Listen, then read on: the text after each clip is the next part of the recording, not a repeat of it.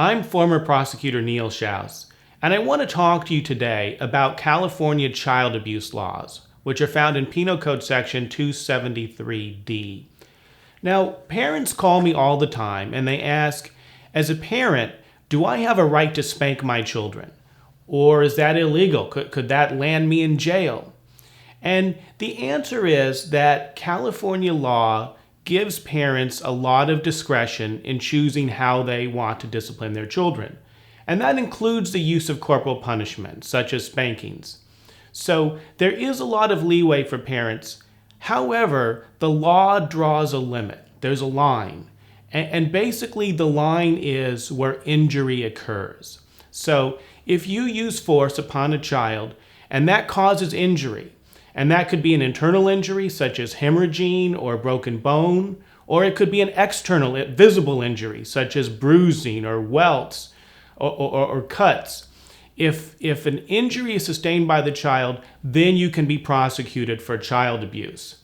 And child abuse is a very serious crime. It can be filed as a misdemeanor or a felony, depending on the extent of the injuries and the circumstances involved.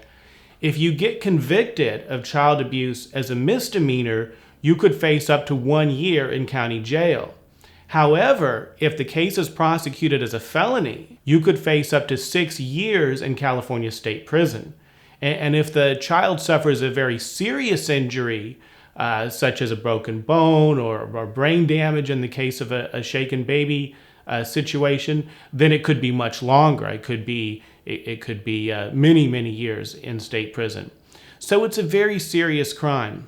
Now, I will say this. There's nothing more horrible than the beating and abuse of a helpless child, except perhaps when an adult gets falsely accused of it. And unfortunately, this is a type of crime where we see adults being falsely accused all the time. For one thing, there's a lot of accidents that look like child abuse. Children are fragile. Children are clumsy. They fall down the stairs. They get their hand caught in the slamming door. They play rough on the schoolyard. And it's very common for children to sustain very suspicious-looking injuries that are really the result of accidental trip-ups. And when an adult sees this in the doctor's office, in the daycare center, at school, when an adult sees this, there's mandatory reporting requirements. So they have to call the police or CPS and report it. And a lot of times when the authorities see injuries, even innocently occurring injuries, they rush to judgment and they assume this must be child abuse, when many times it's not.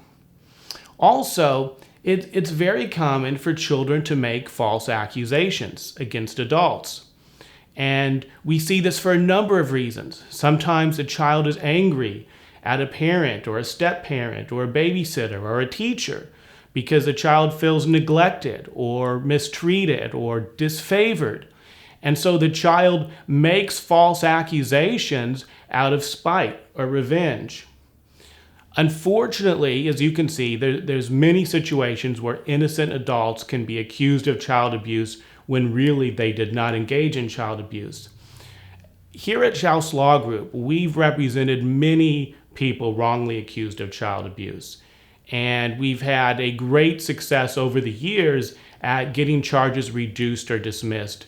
If you're in this situation, we invite you to call us. Let us know your story. Tell us what's going on. Let's see what we can do to help you.